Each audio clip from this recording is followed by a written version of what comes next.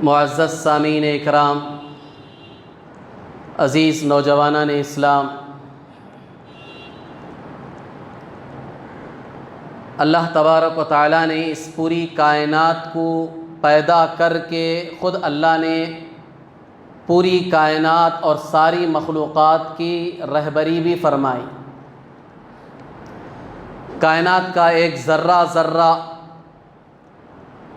اللہ کی ایک ایک مخلوق، سب کو اللہ نے پیدا کرنے کے بعد خود اللہ نے ان کی رہبری بھی فرمائی، رہنمائی فرمائی، ان کو راستہ بتایا کہ تمہاری پیدائش کا مقصد کیا ہے۔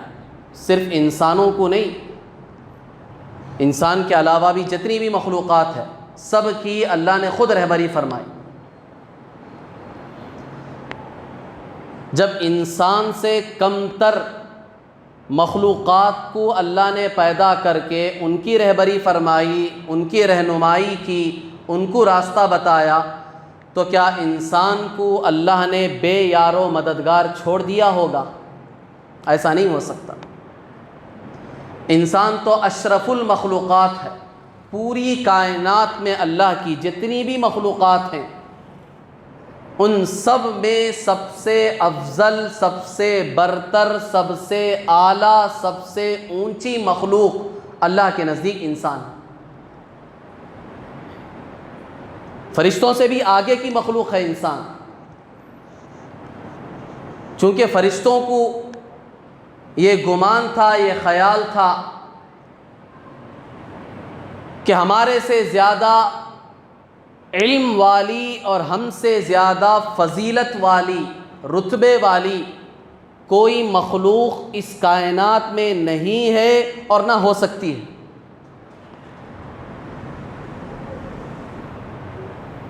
فرشتوں کے زعم میں، ان کے خیال میں یہ بات موجود تھی، وہ یہ سمجھتے تھے لن یخلق ربنا خلقا اعظم منا ولا اعلم۔ وہ یہ سمجھتے تھے کہ اللہ تبارک و تعالی ہم سے زیادہ رتبے والی، ہم سے زیادہ علم والی مخلوق نہیں پیدا کریں گے۔ فرشتے آسمانوں پر رہنے والی مخلوق ہے، سب سے اونچائی، آسمان سے اونچی تو کوئی چیز نہیں ہے، اس سے اوپر تو جنت ہے، جنت میں تو کوئی مخلوق نہیں ہے، حور ہیں وغیرہ وغیرہ، سب سے اونچائی پر رہنے والی مخلوق فرشتوں کی، اور علم کے اعتبار سے سب سے زیادہ علم فرشتوں کو۔ کیوں؟ اس لیے کہ اللہ جو بھی احکام نازل فرماتے تھے جبرائیل امین کے ذریعے سے نازل فرماتے، جبرائیل امین 7ویں آسمان والے فرشتوں کو بتاتے، وہ 6ٹھے آسمان والوں کو بتاتے، وہ 5ویں، 4تھے، تیسرے، دوسرے، پہلے آسمان والے فرشتوں تک یہ احکام واسطہ در واسطہ پہنچتے، پھر وہ دنیا میں احکام پہنچاتے۔ تو جو بھی علم اوپر سے اتر رہا فرشتوں کو پتہ ہے، تو ان کا خیال تھا کہ ہم سے زیادہ علم والی بھی کوئی نہیں ہو سکتی مخلوق، ہم سے زیادہ عزت والی بھی نہیں ہو سکتی۔ اللہ تبارک و تعالیٰ نے ان کے اس خیال کو توڑا، آدم علیہ السلام کو پیدا کر کے انی جاعل فی الارض خلیفہ پیدا کیا۔ پیدا کرنے کے بعد سب سے پہلا ان کا جو یہ گمان تھا ہم سے زیادہ رتبے والا کوئی نہیں ہو سکتا، اللہ نے کہا اسجدوا لآدم، آدم علیہ السلام کو سجدہ کرو، ان کے سامنے جھکو۔ فرشتوں کا جو خیال تھا وہ ٹوٹ گیا۔ کس کے سامنے جھکا جاتا ہے؟ جو ہم سے بڑا ہے اسی کے سامنے تو جھکا جاتا ہے، نوکر کے سامنے تھوڑی ہم جھکیں گے، نوکر ہمارے سامنے جھکے گا، خادم ہمارے سامنے جھکے گا۔ تو آدم علیہ السلام کے سامنے سارے فرشتوں کو جھکایا گیا، الگ نہیں، سارے فرشتوں کو، ایک فرشتہ نہیں چھوٹا، سارے فرشتوں کو جھکایا گیا کہ سجدہ کرو ان کو۔ فرشتے جان گئے کہ یہ ہم سے بڑا کوئی ہے، یہ جو ہمارا خیال تھا ہم سے بڑا کوئی نہیں ہو سکتا، رتبے میں، مرتبے میں نہیں، ہم سے بڑا آ چکا ہے۔ وہ کون ہے؟ وہ انسان ہے وہ۔ اور پھر فرشتوں کو علم میں بھی ایک خیال تھا، گمان تھا کہ ہم سے زیادہ عالم کوئی نہیں ہو سکتا۔ اللہ تعالیٰ نے آدم علیہ السلام کو ساری چیزوں کا علم دیا، وعلم آدم الاسماء کلہا، کائنات کے ذرے ذرے کا علم اللہ تعالیٰ نے آدم علیہ السلام کو دیا۔ ہر چیز کا اس کا نام کیا ہے، اس کے فائدے کیا ہیں، اس کے نقصانات کیا ہیں، یہ چیز کس لیے پیدا کی گئی ہے، سب چیزوں کا علم اللہ نے آدم علیہ السلام کو دیا۔ پھر فرشتوں سے پوچھا انبئونی، ذرا تم بتاؤ مجھے یہ چیزیں کیا ہیں، ان کے نام کیا ہیں، ان کو کیوں بنایا گیا، ان کے فائدے کیا ہیں، نقصانات کیا ہیں۔ فرشتے خاموش۔ قالوا سبحانک لا علم لنا الا ما علمتنا انک انت العلیم الحکیم، اے رب جو تو نے بتایا ہے بس اتنا ہی جانتے ہیں، اس کے علاوہ کچھ نہیں جانتے، کچھ پتہ نہیں۔ اللہ نے آدم علیہ السلام سے کہا ذرا تم بتاؤ فرشتوں کو۔ اب آدم علیہ السلام نے سب چیزوں کے نام بتائے، ان کے فوائد بتائے، ان کے نقصانات بتائے، اور ان کو کیوں پیدا کیا گیا یہ سارے مقاصد بتائے فرشتوں کے سامنے۔ فرشتے جان گئے کہ ہم سے زیادہ جاننے والا آ چکا ہے۔ تو انسان اشرف المخلوقات ہے، اسی لیے کہا جاتا ہے انسان کو کہ اللہ کی جتنی بھی مخلوقات ہیں چاہے وہ فرشتے کیوں نہ ہو، ان سب سے افضل مقام اللہ نے انسان کو دیا ہے۔ وہ ہم نے اپنا مقام گرا لیا ہے، ہم نے خود اپنے مقام کو نہیں پہچانا۔ تو جب اللہ نے انسان کو اشرف المخلوقات بنایا ہے تو پھر اللہ نے اس کی رہبری بھی کی، اس کی رہنمائی بھی کی۔ 29ویں پارے کے آخری سورت سے جو پہلی والی سورت ہے سورۃ الدہر، اس میں اللہ تعالیٰ کہتے ہیں انا ہدیناہ السبیل اما شاکرا و اما کفورا، کہ ہم نے انسان کو خود راستہ بتایا، صحیح کیا ہے غلط کیا، ہم نے خود بتایا اسے کیا پتا صحیح کیا ہے غلط کیا ہے، حلال کیا ہے حرام کیا ہے، اچھی کیا چیزیں ہیں بری کیا چیزیں ہیں، کون سی چیزوں میں نفع ہے کون سی چیزوں میں نقصان ہے، کون سی چیزیں ہمارے لائق ہے کون سی چیزیں ہمارے لیے مناسب نہیں ہیں، اسے کیا پتا۔ آج بھی سائنس اتنی ترقی کرنے کے باوجود فضاؤں میں اس نے اپنی کمنڈیں ڈال دی، سمندروں کے تہ میں پہنچ چکے، پہاڑوں غاروں کے اندر چلی گئی سائنس، لیکن اس کے باوجود آج بھی اسے دنیا میں ایسی بے شمار مخلوقات، ایسی لاتعداد مخلوقات اور چیزیں ایسی ہیں جس کے بارے میں سائنس کو آج بھی پتہ نہیں ہے کہ یہ فائدے والی چیز ہے یا نقصان والی چیز ہے۔ تحقیق کا سلسلہ تو چل رہا ہے، کتنی چیزیں کتنے میڈیسنس نکالتے ہیں، آپ لوگوں کو معلوم ہے۔ ایک میڈیسن کا وجود آنے کے لیے بعض کے بقول 2 سال، بعض کے بقول 3 4 5 6 سال تک کا عرصہ لگ جاتا ہے، صرف ایک دوائی کے بننے میں، ایک بیماری کے علاج کے لیے ایک دوائی جو بنائی جاتی ہے 6 سال کا عرصہ لگ جاتا ہے۔ کیوں بھائی؟ سائنس تو اتنی ترقی کر گئی ہے، کیا اسے ایک دوائی بنانے میں 6 سال لگ جاتے ہیں؟ یہ انسان کی حالت ہے، اس کی بے بسی کا یہ عالم ہے، اتنا ترقی کرنے کے باوجود بھی اللہ کے سامنے بے بس ہے۔ وہ خود نہیں پہچان سکتا کیا ہے غلط کیا ہے صحیح، کیا نفع کی چیز ہے کیا نقصان کی چیز ہے۔ اللہ کہتے ہم نے تمہیں خود بتایا ہے، تم بے بس ہو، تمہارے اندر اتنی طاقت نہیں ہے کہ ہر چیز کے نفع نقصان کو تم پہچان سکو، اس لیے اللہ کہتے انا ہدیناہ السبیل، راستہ ہم نے تمہیں بتایا، اور اس کے بعد زبردستی تمہارے اوپر کوئی نہیں ہے۔ اما شاکرا و اما کفورا، تمہیں چھوٹ ہے، یہ دنیا ہے، امتحان کی جگہ ہے، تم چاہے تو آنسر لکھ سکتے ہو چاہے تو چھوڑ سکتے ہو، رزلٹ پہ تمہارا فیصلہ ہوگا۔ امتحان میں تمہیں کوئی مجبوری نہیں، کوئی جبر نہیں، ٹیچر آ کر کھڑے ہو کر تمہیں زبردستی نہیں کرے گا کہ پورے 5 کے 5 جوابات لکھو، کیوں نہیں لکھ رہے ہو، کیوں خاموش بیٹھے، کوئی جبر نہیں ہے۔ کوسچن پیپر آپ کے ہاتھ میں دے دیا گیا ہے، آنسر لکھنا نہ لکھنا آپ کے اختیار میں، لکھو گے تو پھر رزلٹ پر تمہیں نظر آئے گا، تمہارا نتیجہ تمہارا رزلٹ نظر آئے گا، کامیاب ہوئے ہو یا ناکام ہوئے۔ ٹھیک یہی حال اس دنیا کا ہے، اللہ نے کوئی جبر نہیں کیا کسی انسان پر، صحیح راستہ بتا دیا غلط راستہ بتا دیا، انسان کو آزاد چھوڑ دیا۔ اما شاکرا و اما کفورا، چاہے شکر گزار بنو چاہے نافرمان بن جاؤ، آخرت میں پتہ چلے گا قیامت کے دن، اس وقت دکھائیں گے ہم۔ اور 30ویں پارے میں بھی اللہ نے اس مضمون کو ذکر کیا، سورہ بلد میں وَهَدَيْنَاهُ النَّجْدَيْنِ، ہم نے رہبری کی، ہم نے راستے بتائے ہیں۔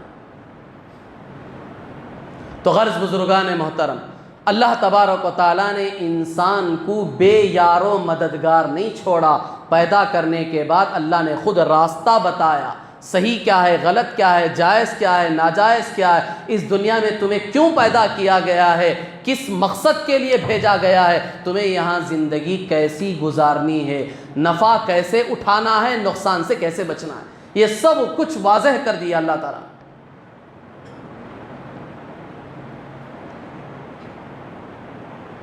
دنیا میں جتنے بھی یہ آفات، مصیبتیں، بلائیں، طوفان، سیلاب، جو کچھ یہ خرابیاں نظر آ رہی ہیں، یہ سب ہمارے کرتوت کا نتیجہ ہے۔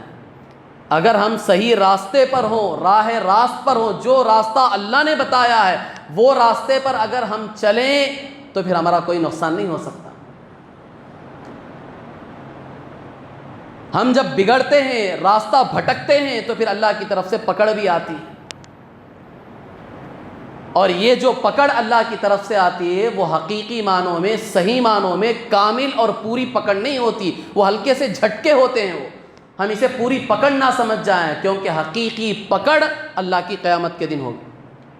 یہ صرف جھٹکے ہیں سدھرنے کے لیے، سنبھلنے کے لیے، جو غلط راستوں پر چل رہے ہو سیدھے راستے پر لانے کے لیے۔ اسی لیے قرآن پاک میں اللہ تعالیٰ نے کہا وَلَنُذِيقَنَّهُم مِّنَ الْعَذَابِ الْأَدْنَىٰ دُونَ الْعَذَابِ الْأَكْبَرِ لَعَلَّهُمْ يَرْجِعُونَ، ہم تمہیں دنیا میں تھوڑا تھوڑا، ہلکا ہلکا عذاب کا مزہ بھی چکائیں گے، تھوڑا تھوڑا چکائیں گے، مزہ ٹیسٹ کرائیں گے کہ عذاب کیسا ہوتا ہے، ذرا معلوم تو ہو تمہیں۔ ایسے نہیں کہ بالکل تمہاری لگام بے لگام ہو چکے ہو، تم بالکل آزاد ہو کے گھوم رہے ہو، تمہیں کچھ پتہ ہی نہیں کہ آخرت کیا چیز ہے، قبر کیا چیز ہے، آخرت کے منازل کیا ہیں، حساب و کتاب کیا ہے، قیامت کیا ہے، اس کی تمہیں ہلکی سی جھلک معلوم ہونی چاہیے۔ اس لیے اللہ تعالیٰ خود کہتے ہیں وَلَنُذِيقَنَّهُم مِّنَ الْعَذَابِ الْأَدْنَىٰ، ہلکا ہلکا عذاب دنیا میں چکائیں گے، دون العذاب الاکبر، بڑے عذاب کو چھوڑ کر۔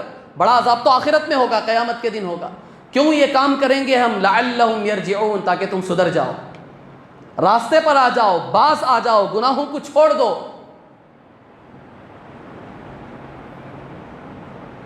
اور قرآن پاک کی دوسری آیت میں بھی اللہ تبارک و تعالیٰ نے اس مضمون کو واضح انداز میں سمجھا، ظہر الفساد فی البر والبحر بما کسبت ایدی الناس لیذیقہم بعض الذی عملوا لعلہم یرجعون۔ خشکی اور تری میں، زمین میں اور سمندروں میں، یہ جو کچھ بگاڑ تمہیں نظر آ رہا ہے وہ تمہارے گناہوں کی نحوست ہے۔ ہم نے اپنی طرف سے کوئی عذاب نہیں بھیجا، ہمیں کوئی شوق نہیں ہے کہ تمہیں عذاب دیں، تمہیں سزا دیں۔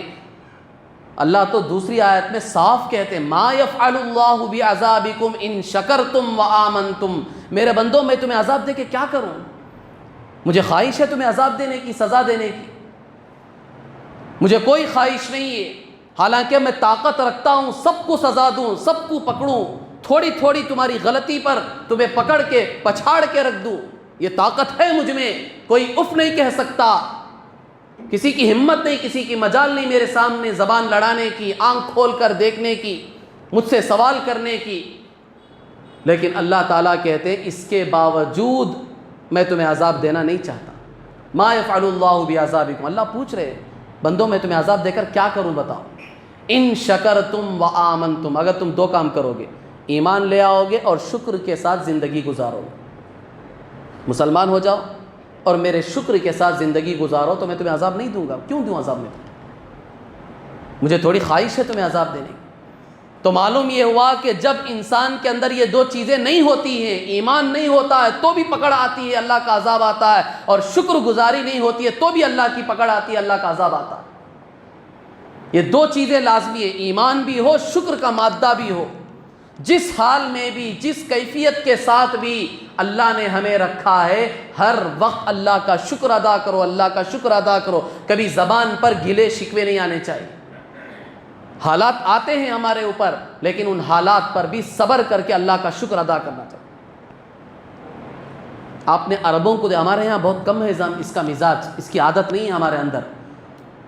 جن لوگوں کو عربوں سے واسطہ پڑا ہوگا، عرب جو حضرات ہیں، عربی جاننے والے، عرب کنٹریز کے، ان کو آپ نے دیکھا ہوگا یا ان سے کبھی ملاقات ہوئی، کبھی واسطہ پڑا ہوا ہوگا، وہ جس حال میں بھی ہیں آپ ان سے پوچھیں گے کیف حالک، آپ کیسے ہیں؟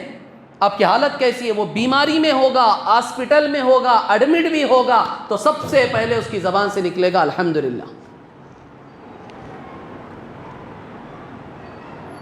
اچھی حالت میں تو بھی الحمدللہ کہے گا، بری حالت میں تو بھی سب سے پہلے الحمدللہ کہے گا، اس کے بعد وہ اپنا دکھڑا سنائے گا، لیکن سب سے پہلے اللہ کا شکر ادا کرے گا۔ ان کے یہاں ایک عادت ہے، ایک کلچر ہے، ایک چیز چل رہی ہے ان کے یہاں، ہمارے یہاں یہ نہیں ہے۔ لاکھ نعمتوں سے اللہ نے ہمیں نوازا، ان گنت لامحدود نعمتیں ہیں، اللہ کی ہمارے اوپر احسانات ہیں۔ تھوڑی سی پریشانی آ گئی، کوئی آ کر پوچھتا ہے کیا ہے آپ کی حالت کیا ہے، تو بس ایک لمبی فہرست سنا دیتے ہیں گلے شکوے کی، اللہ پر شکایت کرنا شروع کر دیتے ہیں۔ آپ میری حالت کیا پوچھ رہے ہیں، میں کب ٹھیک تھا؟ سکون نام کی چیز تو ہم نے دیکھی نہیں، یہ گلے شکوے سنانا شروع کر دیتے ہیں۔ شکر کا لفظ ہماری زبان پر نہیں آتا۔ اللہ تعالیٰ کہتے ہیں یہ اگر ناشکری کرو گے تو یاد رکھو پھر میری پکڑ سے نہیں بچ سکو، مختلف طریقے سے ہم تمہاری پکڑ کریں۔ تو یہ دنیا میں جتنے بھی حالات، جتنی بھی مصیبتیں، جو کچھ ہم دیکھ رہے ہیں، یہ اللہ تبارک و تعالیٰ کی طرف سے ہمارے گناہوں کی نحوست کی وجہ سے پکڑ ہے۔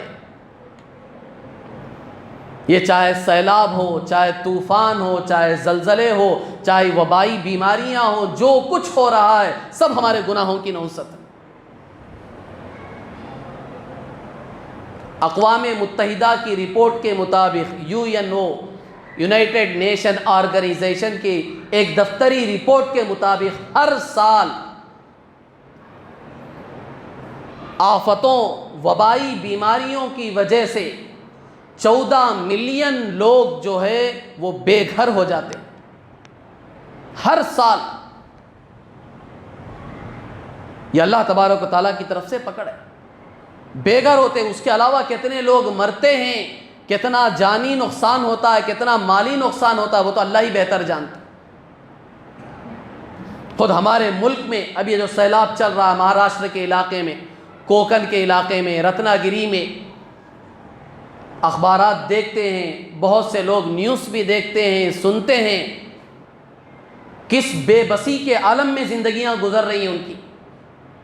ایک ایک فلور تک پانی آ چکا ہے، بہت سارے مکانات تو ان کا نام و نشان مٹ چکا ہے، بازار کے نام و نشان مٹ چکے ہیں۔ کتنا جانی نقصان ہوا، کتنا مالی نقصان ہوا، کسی کو کچھ پتہ نہیں ہے۔ مواصلاتی نظام پورا ٹھپ ہو چکا ہے۔ یہ سب اللہ تبارک و تعالیٰ کی طرف سے پکڑ ہے۔ سائنس کا دیکھو ایک نظریہ ہے، سائنس کا ایک نظریہ ہے، طوفان کیوں آ رہا ہے وہ ایک نظریہ پیش کرتا ہے کہ طوفان اس وجہ سے آیا۔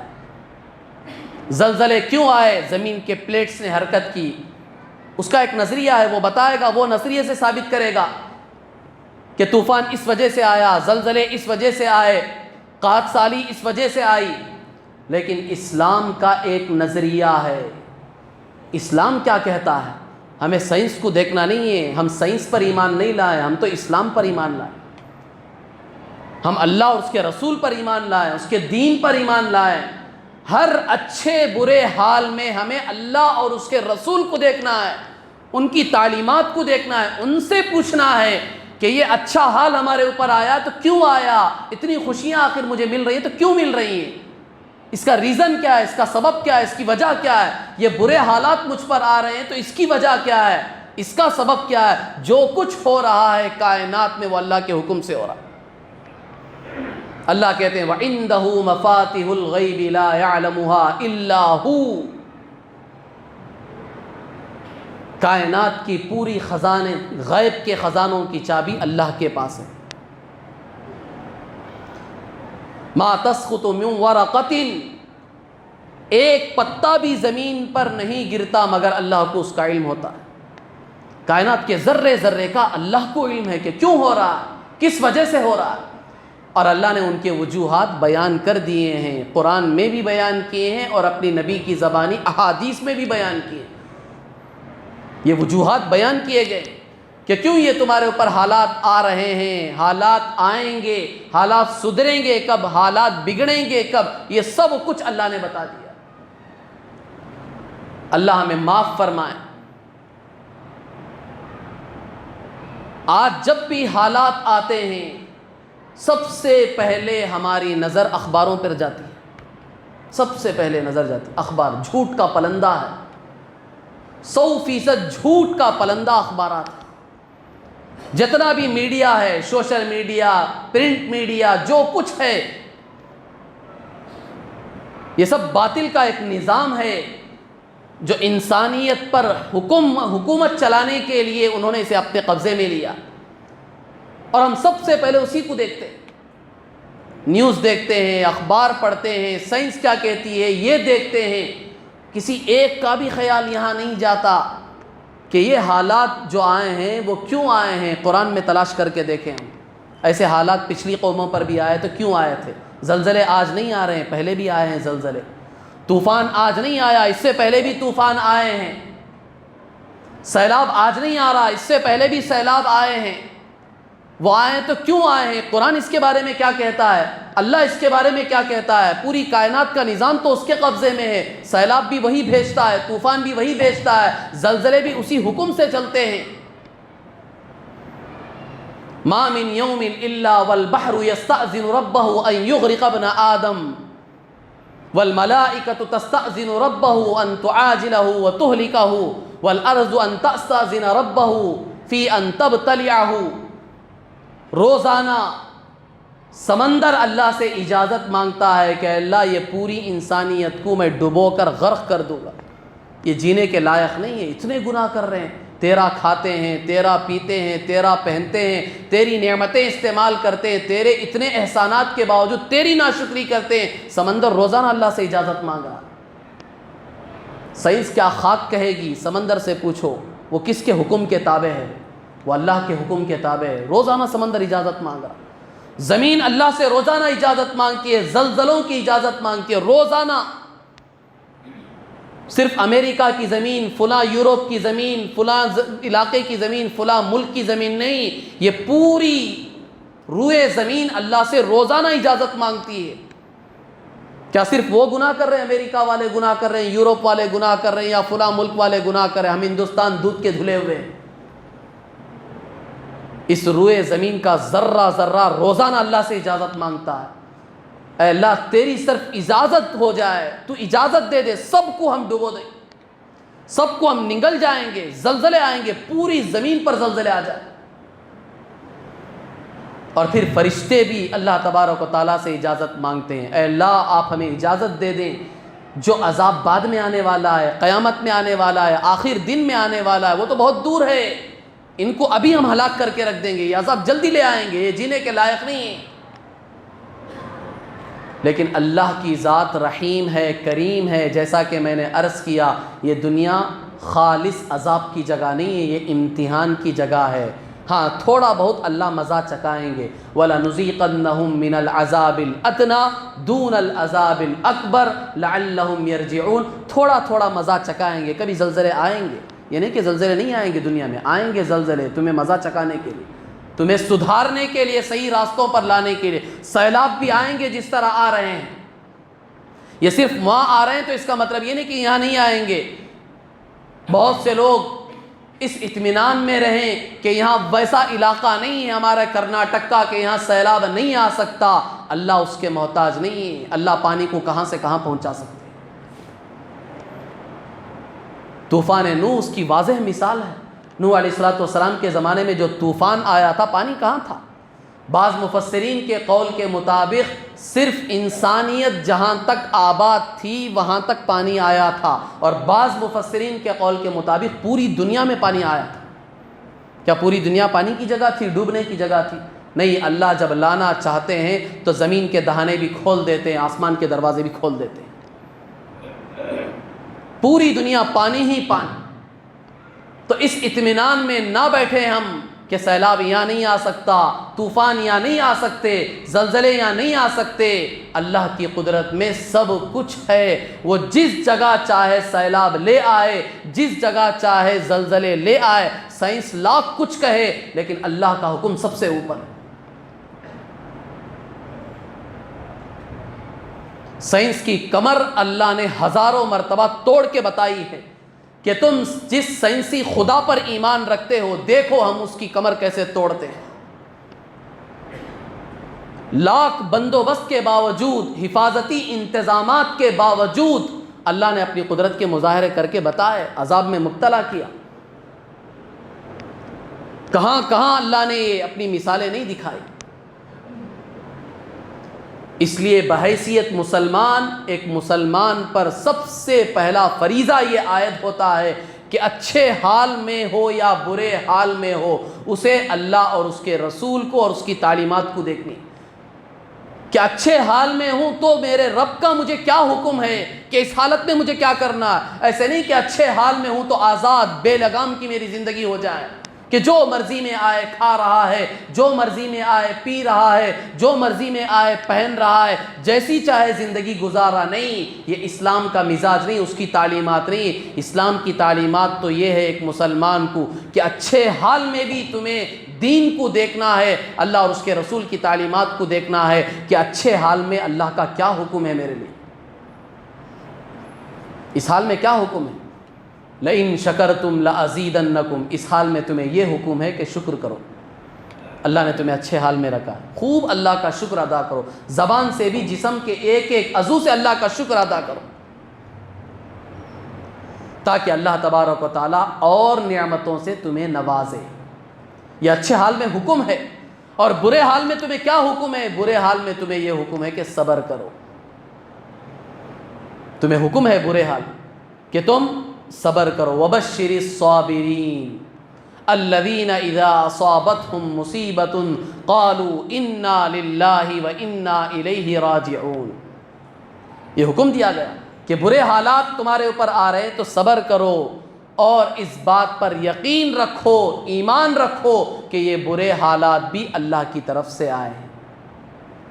اپنی زندگی کو ٹٹولو، اس کا جائزہ لو کہ برے حالات میرے پر کیوں آئے ہیں، تو قرآن تمہاری رہبری کرے گا، اللہ کے رسول صلی اللہ علیہ وسلم کے پاک ارشادات تمہاری رہبری کریں گے۔ ہم آج دنیا کی ہر چیز کے نقصان کو تو سمجھتے ہیں، جانتے ہیں، اس سے بچتے ہیں، لیکن گناہ کے نقصانات کو نہ ہم نے سمجھا ہے، نہ جاننے کی کوشش کی ہے، نہ بچنے کی کوشش کرتے۔ دنیا کے ہر چیز کو، ایک ایک پروڈکٹس پر ہماری ریسرچ ہے، باقاعدہ یوٹیوب میں ویڈیوز دیکھتے ہیں، ایک ایک چیز کی تحقیق معلوم کرتے ہیں کہ فلاں چیز کے کیا فائدے ہیں، فلاں چیز کے کیا نقصانات ہیں۔ کسی چیز کے زیادہ فائدے نظر آ جاتے ہیں تو فوراً اس کے پیچھے لپک جاتے ہیں، ہزاروں لاکھوں روپے خرچ کر کے اسے حاصل کر لیتے ہیں کہ اس میں اتنے فائدے اتنے فائدے، اور فلاں چیز میں نقصان ہے اگر معلوم ہو جاتا ہے تو ہر ممکن طریقے سے اس سے بچنے کی کوشش کرتے ہیں۔ دنیا کے معاملے میں تو ہمارا یہ حال ہے، لیکن دین کے معاملے میں نیکی کے کیا فائدے ہیں، گناہ کے کیا نقصانات ہیں، نہ ہمیں معلوم ہے، نہ معلوم کرنے کی ہم کوشش کرتے ہیں۔ بالکل غفلت کی زندگی گزر رہی ہے ہماری۔ ایک معمولی زہر سامنے، آپ کے سامنے 100 بسکٹ کی پیکٹ رکھ دی جائیں اور آپ کے سامنے یہ کہہ دیا جائے کہ ان 100 بسکٹ کی پیکٹس میں سے ایک پیکٹ میں زہر ہے، تو بتاؤ کوئی کھانے کے لیے تیار ہوگا؟ ایک پیکٹ بھی کوئی نہیں چھیے گا۔ کیوں؟ اس لیے کہ پتہ ہے کہ کسی ایک میں زہر تو ہے، یقینی بات ہے کسی ایک میں زہر ہے۔ حالانکہ یہ بھی معلوم ہے کہ 99 پیکٹس میں، 99 پیکٹس میں زہر نہیں ہے، معلوم ہے، لیکن پھر بھی کوئی ہاتھ نہیں لگائے گا۔ کیوں؟ اس لیے کہ جو پیکٹ میں اٹھاؤں گا ہو سکتا اس میں زہر آ جائے تو موت ہو جائے۔ نقصان پتہ ہے، نقصان کا علم ہے تو کیسے بچتے ہیں؟ کھانے کی چیز ہے، مفت میں بھی کوئی دے رہا ہے تو لینے کے لیے کوئی تیار نہیں ہوگا۔ ڈاکوؤں کے بارے میں پتہ ہے کہ گھر میں آتے ہیں، لوٹتے ہیں، اور اگر ان کا دل چاہا تو جانی مالی نقصان بھی پہنچا کر جاتے ہیں۔ تو رات کے وقت اگر کوئی ڈاکو یا کوئی بھی آدمی، عام آدمی بھی آ کر دروازے پر دستک دیتا ہے تو خیال فوراً اس طرف جاتا ہے کہ کہیں کوئی ڈاکو چور نہ آ گیا۔ دروازہ کوئی بھی فوراً نہیں کھولتا، پہلے تحقیق کی جاتی ہے، تفتیش کی جاتی ہے، نام پوچھا جاتا ہے، پوری تفصیلات معلوم کی جاتی ہے، پھر دروازوں میں جو سوراخ ہوتا ہے اس میں سے باقاعدہ دیکھا جاتا ہے، اس کی صورت معلوم کی جاتی ہے، اس کے بعد کھولتے ہیں۔ کیوں؟ اس لیے کہ نقصان کا پتہ ہے کہ ڈاکو ہوگا تو کیا کیا نقصانات ہوں۔ ہر طرح سے بچنے کی کوشش کرتے ہیں، لیکن گناہ گناہ کے کتنے نقصانات ہیں، دنیاوی نقصانات اور اخروی نقصانات، ہمیں اس کا پتہ بھی نہیں، نہ جاننے کی کوشش کرتے نہ بچنے کی کوشش کرتے۔ گناہ ایک نحوست ہے، اس کی بدبو ہمیں محسوس نہیں ہوتی، فرشتوں کو محسوس ہوتی ہے۔ انسان جب بھی کوئی بھی گناہ کرتا ہے، چاہے زبان سے ہو، چاہے ہاتھ سے ہو، چاہے کان سے ہو، چاہے آنکھ سے ہو، چاہے پیر سے ہو، جسم کے کسی بھی عضو سے، جب بھی انسان چاہے مسلمان ہو چاہے غیر مسلم ہو کوئی بھی گناہ کرتا ہے تو اس کی ایک عجیب قسم کی بدبو نکلتی ہے جو فرشتے محسوس کرتے ہیں، اس سے دور بھاگتے ہیں۔ ہر چیز کا ایک اثر ہوتا ہے، گناہوں کا بھی ایک اثر ہے، اس کی ایک نحوست ہے، ہمیں اس کا علم نہیں ہے کہ اس کے کیا کیا نقصانات ہیں۔ ایک مسلمان ہونے کے باوجود بھی اگر ہمیں ان نقصانات کا علم نہیں ہے اور اس سے بچنے کی کوشش نہیں کرتے ہیں تو یہ سب سے بڑی محرومی کی بات ہے ہمارے۔ اس لیے اس دور میں خاص طور پر یہ جو حالات ہمارے اوپر آ رہے ہیں، چاہے یہ وبائی مرض ہو، چاہے یہ سیلاب کی شکلیں ہوں، چاہے وہ طوفان کی شکلیں ہوں، چاہے یہ زلزلوں کی شکلیں ہوں، جو بھی ہے یہ سب اللہ کی طرف سے ہے، ہمارے گناہوں کے نحوست کی وجہ سے۔ اس لیے اسلامی تعلیمات ہمارے لیے اس وقت یہ ہیں کہ سب سے پہلے اللہ کی طرف ہم رجوع کریں، اللہ سے توبہ کریں، معافی مانگیں۔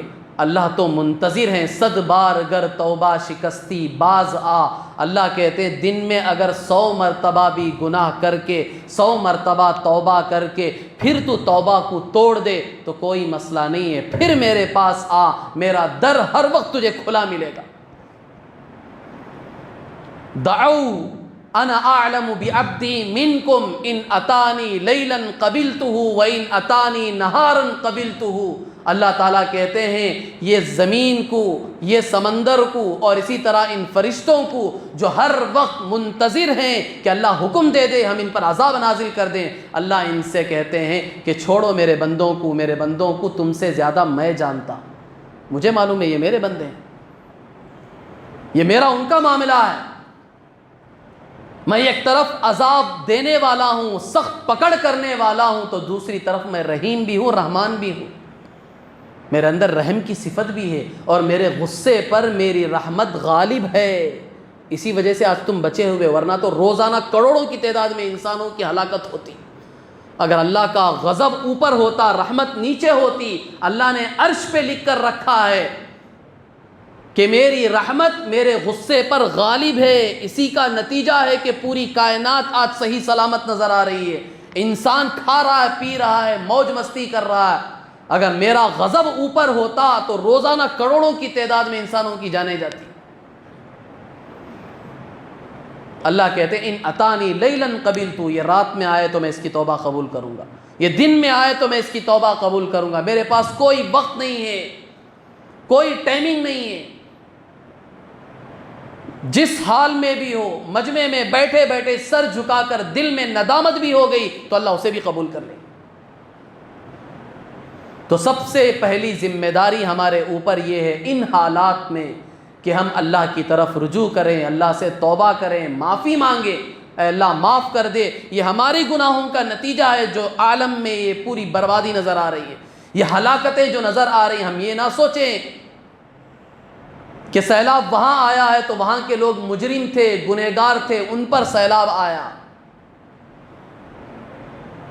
ہم دودھ کے دھلے ہوئے ہیں، بہت نیک ہیں، پارسا ہیں، متقی ہیں، اولیاء اکرام میں ہمارا شمار ہوتا، ایسا نہیں ہے، ہم بھی اتنے ہی بڑے پاپی اور مجرم ہیں۔ اللہ کبھی کسی کو پکڑ کے کسی کو سبق دیتے ہیں، کہیں ایسا نہ ہو جائے کہ اللہ ہمیں پکڑ کے کسی اور کو سبق دے دے۔ اس سے ہمیں ڈرنا ہے، ہر وقت بچتے رہنا ہے۔ یہ حالات ہمارے اوپر آنے سے پہلے ہم اللہ سے معافی مانگیں، سچے دل سے، پکے دل سے اللہ سے معافی مانگے، توبہ کریں، اللہ معاف کرنے والا۔ دوسرا کام، اسلامی تعلیمات ہمارے لیے یہ ہے کہ ہم اللہ سے عافیت کو مانگیں۔ حدیث میں مختلف دعائیں بتائی گئی ہیں۔ ایک صحابی حضور صلی اللہ علیہ وسلم کے پاس آئے، آ کر حضور صلی اللہ علیہ وسلم سے پوچھا اللہ کے رسول سب سے اچھی دعا کیا ہے، سب سے افضل دعا کون سی ہے؟ ایک صحابی نے آ کر اللہ کے رسول صلی اللہ علیہ وسلم سے پوچھا حضور صلی اللہ علیہ وسلم نے کہا اللہ سے عافیت مانگو، دنیا کی بھی آخرت کی بھی۔ یہ عافیت کا لفظ بہت جامع لفظ ہے۔ اللہم انی اسألک العفو والعافیہ فی الدنیا والآخرہ۔ اگر عربی میں یاد نہیں ہو سکتی ہے دعا تو اردو میں مانگیں آپ، اے اللہ مجھے دنیا اور آخرت میں عافیت عطا فرما۔ یہ دو جملے تو مانگ سکتے ہیں آپ۔ عربی میں مانگنا اس کا ایک الگ نور ہے۔ یہ نہیں کہ آپ عربی نہ یاد کریں، یاد کرنے کی کوشش کریں۔ ایک مسلمان ہو کر اسے قرآن پڑھنا نہ آتا ہو، اسے دعائیں یاد نہ ہو، تو یہ بہت بڑی بے شرمی کی بات ہے۔ یاد نہیں ہے تو یاد کرنا چاہیے، یاد ہونے تک کم از کم اردو میں تو مانگ سکتے ہیں، اے اللہ مجھے دنیا میں بھی عافیت عطا فرما، آخرت میں بھی عافیت عطا فرما۔ وہ صحابی چلے گئے، دوسرے دن آئے، پھر حضور صلی اللہ علیہ وسلم سے آ کر پوچھا اللہ کے رسول مجھے سب سے افضل دعا بتائیں، سب سے بہتر دعا بتائیں۔ حضور صلی اللہ علیہ وسلم نے دوسرے دن بھی یہی دعا بتائی، اللہ سے دنیا اور آخرت کی عافیت مانگو۔ چلے گئے، تیسرے دن آئے حضور صلی اللہ علیہ وسلم کے پاس، آ کر پھر یہی سوال کیا شاید آج کوئی دوسری دعا بتائیں اللہ کے نبی، اللہ کے رسول مجھے سب سے افضل دعا بتائیں۔ تو اللہ کے رسول صلی اللہ علیہ وسلم نے ان کو تیسرے دن بھی یہی دعا بتائی کہ سب سے افضل دعا یہ ہے، عافیت اگر تمہیں دنیا اور آخرت کی مل گئی تو اور کچھ نہیں چاہیے تمہیں۔ ہر مصیبت، ہر بلا، ہر برائی، ہر پریشانی سے اللہ تبارک و تعالی حفاظت فرما دے، اسے کہتے ہیں عافیت، دنیا میں بھی آخرت میں۔ یہ دعا ہر مسلمان کو مانگنے چاہیے، روزانہ مانگنی چاہیے، صبح شام مانگنی چاہیے۔ دعا کو یاد کر لو، مختصر جملے، اللہم انی اسألک العفو والعافیۃ فی الدنیا والآخرہ۔ حدیث میں اور بھی دوسرے الفاظ بھی استعمال ہوئے ہیں، یہ مختصر جملے آپ یاد کر لیں۔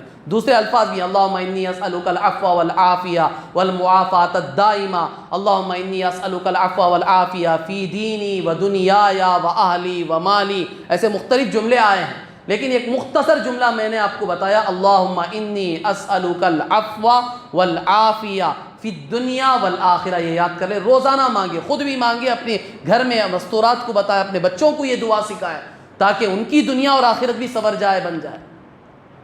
اور تیسرا اور آخری کام، ان حالات میں جو ان سیلاب سے، طوفانوں سے، زلزلوں سے اور دوسری وبائی بیماریوں سے متاثر ہوئے ہیں، ان لوگوں کی مدد کرنا، یہ بھی اسلامی تعلیمات، ان پر رحم کرنا۔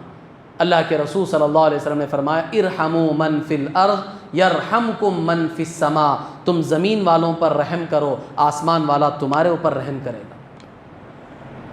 یہ ہماری ذمہ داری ہے۔ اللہ کے فضل و کرم سے فی الوقت ہم اچھی حالت میں ہیں، یہاں کوئی سیلاب نہیں ہے، کوئی زلزلہ نہیں ہے، کوئی طوفان نہیں ہے، وہ حالات نہیں ہیں، الحمدللہ عافیت میں ہیں، تبھی تو مسجد میں آ کر بیٹھ کر دین کی بات سن رہے، نماز پڑھ رہے ہیں۔ عافیت میں نہ ہوتے تو پتہ نہیں کہاں کہاں ہوتے، کس حال میں ہوتے ہم۔ اس پر اللہ کا شکر ادا کرو اور ان بیچاروں مجبوروں کی امداد کرنے کی کوشش کرو۔ جس طریقے سے بھی جو تنظیمیں، جو تحریکیں چل رہی ہیں، تنظیمیں ان کی امداد کے لیے محنتیں کر رہی ہیں، اس میں ہمارا کچھ نہ کچھ حصہ لگ جائے تاکہ ہماری طرف سے بھی کچھ رحم کا ایک سبق وہاں تک پہنچ جائے، تاکہ اللہ کو ہمارے اوپر بھی رحم آ جائے۔ تو یہ تین کام کرنے کے اس موقع پر خاص طور پر اللہ تعالیٰ سے دعا ہے کہ اللہ تبارک و تعالیٰ صحیح معنوں میں ہمیں دین اور اسلامی تعلیمات کے مطابق زندگی گزارنے کی توفیق عطا فرمائے، اور گناہوں سے اللہ تبارک و تعالیٰ ہمیں اور ہماری نسلوں کو بچائے۔ آمین۔ وآخر دعوانا ان الحمد للہ رب العالمین۔